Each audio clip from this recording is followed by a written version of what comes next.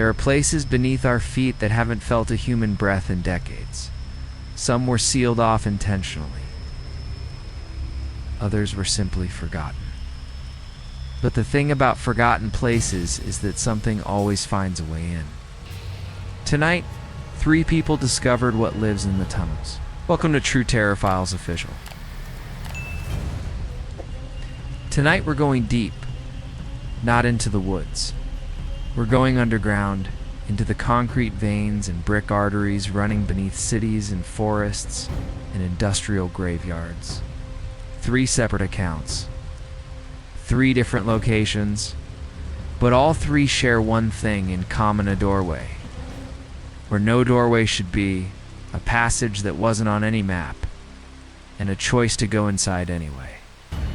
These stories come from a student in Helsinki, a maintenance worker in West Virginia, and a security guard in London. Their names have been changed. The fear they felt hasn't. If you've ever walked past a storm drain and felt something watching from the dark, you already know why these places terrify us. Let's begin.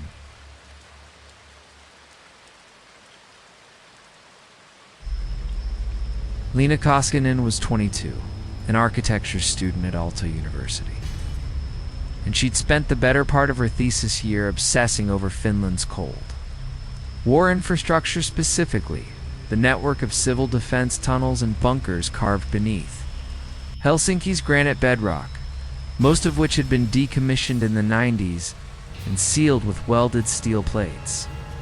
One afternoon in late January, while reviewing old municipal blueprints in the university archive, she found a tunnel marked with a designation she'd never seen before. Asterisk T41 ALPHA Maintenance Access Only Decommissioned 1983 asterisk. The entrance was listed at the edge of Keskispuisto, the Central Park, half buried behind an old pumping station that nobody used anymore. When she went out the next morning with a backpack, a headlamp, and a pry bar, convinced she'd found something that the city had mistakenly left off the public record. The pumping station was brick, covered in frozen moss, windows boarded tight. Around the back, beneath a collapsed fence and 3 feet of snow, she found a concrete ramp descending into the earth. At the bottom stood a steel door. The weld marks were broken clean. Through somebody had already been inside. The door swung open with a shove, releasing a smell that stopped her cold: wet wool, diesel oil, and something sweetly rotten underneath it all, like fruit left too long in a sealed jar. She clicked on her headlamp and stepped inside. The tunnel stretched maybe 100 meters before branching into 2 directions. Water dripped somewhere. Her boots echoed on the concrete. She chose the left branch and immediately noticed the walls were different, here older brick, black with mold, and every 10 feet or so there was a handprint pressed into the growth, like someone had dragged their palm along the wall as they walked. The prints were too fresh. Black film had been smeared, not cracked. Leena stopped walking. She listened. From deeper in the tunnel came a sound she couldn't immediately identify or rhythmic. Wet scraping, like someone pulling a heavy canvas bag across rough stone. It would stop for 3 or 4 seconds, then resume, always the same distance away. She killed her headlamp and stood in absolute darkness, breathing shallow, telling herself it was an animal. A badger, maybe. Something that had wandered down here and gotten trapped. Silence filled the tunnel like water filling a tank. And in that silence, clear as a bell, a voice whispered from maybe 20 feet ahead, "Samuda Valette, turn off the lights and finish," spoken directly to her. Leena ran. She didn't think, didn't hesitate. She turned and sprinted back toward the branch point, her headlamp beam swinging wildly across wet brick in those smeared handprints. And she heard behind her not footsteps, but something else, something sliding fast along the tunnel floor, gaining speed. She hit the steel door at full force, threw herself through it, and scrambled up the frozen ramp into blinding white daylight. She didn't stop running until she reached the road. When she finally looked back, the pumping station sat silent and still in the snow, and the door at the bottom of the ramp was closed. She'd left it wide open. 6 months later, while packing for a move to Tampere, Lena found the T-41 blueprints in an old folder. On the reverse side, in faded architectural handwriting, someone had scribbled a warning in red ink that she'd somehow missed. Jalay Ava, Sisilkan et Aline, Jatane, do not open. Something is still inside.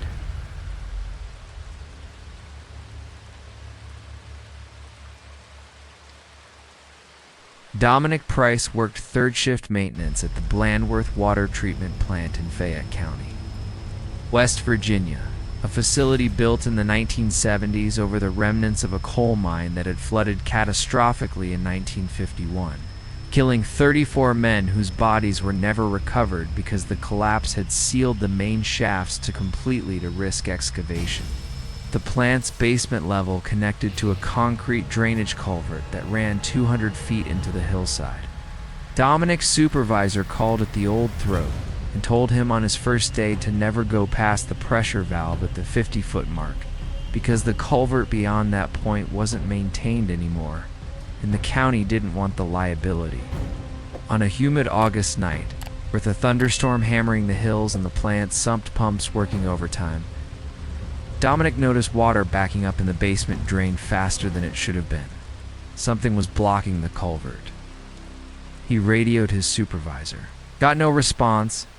The storm was messing with the signal and made the decision to walk the 50 feet, clear the blockage, and be back in 10 minutes.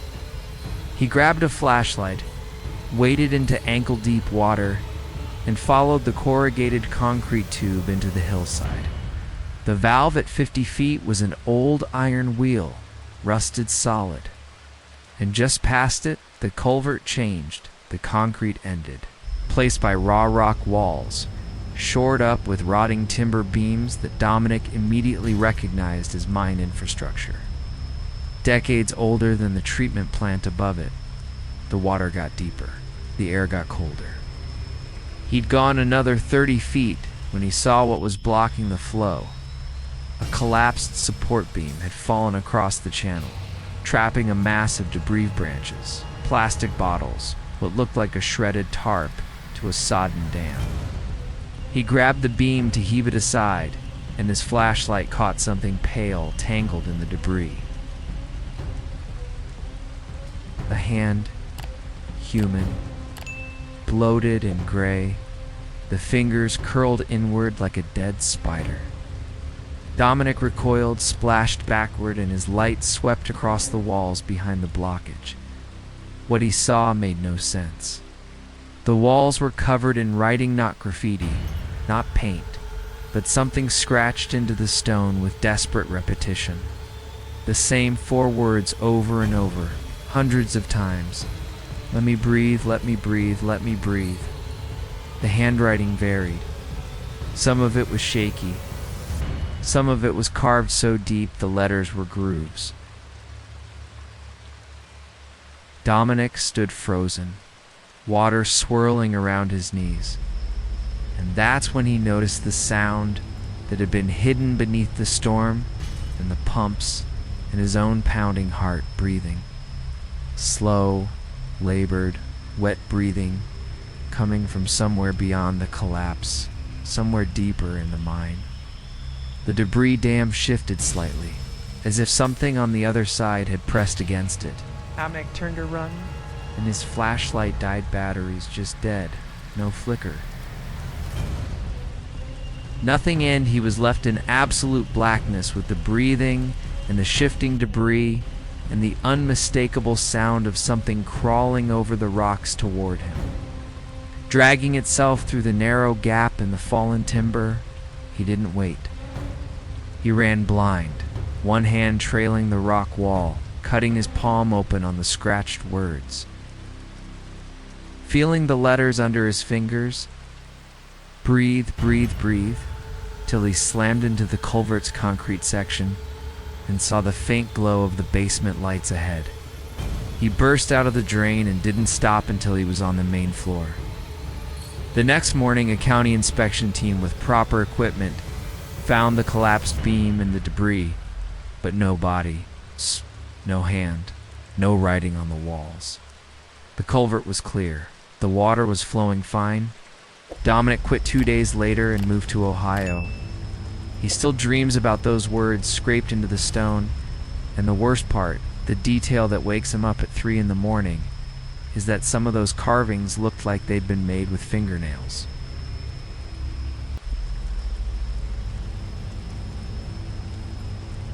Mira Obasi had been working private security for 6 years when her agency assigned her to monitor the construction site at Baldock Street, redevelopment project in London's East End, where contractors had uncovered a bricked-over entrance to what turned out to be a Victorian-era spur line that branched off the central line and dead-ended somewhere beneath Mile End.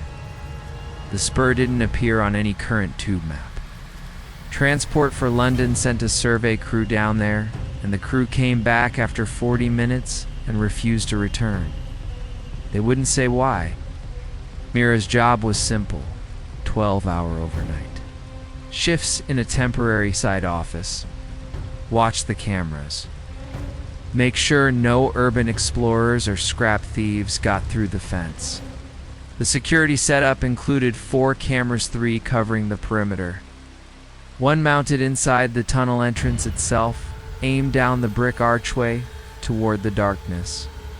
The tunnel camera was infrared, and the feed was grainy green and black, but Mira could see about 40 feet in before the passage curved and the view terminated in shadow.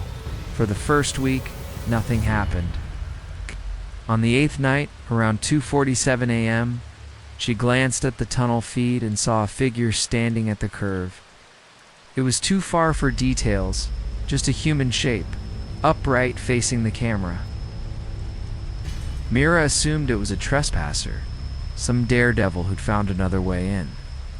She grabbed her radio and her torch and walked 100 yards from the office to the tunnel entrance, but the security gate was locked, the seal intact. She shone her light down the tunnel, empty. Back in the office, the figure on the feed was gone. She told herself it was a shadow. A trick of infrared, a rat close to the lens, distorting the perspective. The next night, the figure was back closer this time, maybe 30 feet from the camera, and Mira could see that it wasn't standing naturally. Its arms hung too low. Its head was tilted at an angle that suggested the neck was broken, or the spine was somehow wrong. She watched the feed for 3 hours, unable to look away, and the figure never moved. Not an inch. At 5:52 a.m., as the first gray light of dawn began seeping through the site office windows, the figure simply wasn't there anymore. Mira reported it to her supervisor, who laughed and told her the developers were probably playing pranks to speed up the demolition permits. On the 10th night, Mira brought a personal camera, a high-resolution DSLR, and set it on a tripod aimed at the screen displaying the tunnel feed, recording the recording. At 3:11 a.m., the figure appeared closer, still. Now she could see details. It wore clothing from another century. A long, heavy coat, high-collared, dark with moisture. The hands were white as chalk. The face was the worst part. The infrared couldn't resolve features at this distance, but the proportions were wrong. The mouth was too wide. The eye sockets were too large and too dark, like twin pits absorbing the infrared light. Myra began recording on her DSLR and watched, and for the first time, the figure moved. It raised one arm with horrible, jerky deliberation and pointed directly at the camera. Pointed at her. Sound came through the tunnel feed's microphone static at first. Then a voice, layered and wet, as if multiple throats were speaking the same words half a beat apart. We never went home. Why did you close the door? We never went home. Mira grabbed her keys and left the site office. She sat in her car on Baldock Street until her relief arrived at 7 a.m. And when the morning guard went to check the tunnel camera, the feed was dead. The camera had been ripped from its mounting bracket. They found it on the tunnel floor, 40 feet past the curve, the lens shattered inward from the inside. Mira resigned that afternoon. She learned later from a journalist friend that the Baldock Street spur line was originally called the Whitechapel Extension, and in November of 1898, a train carrying 41 passengers had entered the tunnel and never emerged. The tunnel was sealed. Passengers were never recovered. The official report blamed a cave-in, but the report was written before anyone had actually excavated the site. And when Myra asked why no one had ever dug them out, her friend told her something that still keeps her awake. According to the engineer's original notes, there was no cave-in. The tunnel was perfectly intact when they sealed it. 3 places you don't go alone. A bunker beneath the snow in Helsinki. A flooded mine shaft in West Virginia. Sealed train tunnel under London. Different countries, different decades, one shared truth. When something gets buried and forgotten, it doesn't always stay buried. Lena saw that door close on its own. Dominic felt something breathing behind a wall of debris. And Mira learned that 41 people never made it home, but maybe they never stopped waiting for someone to open the door. You've been watching True Terror Files Official.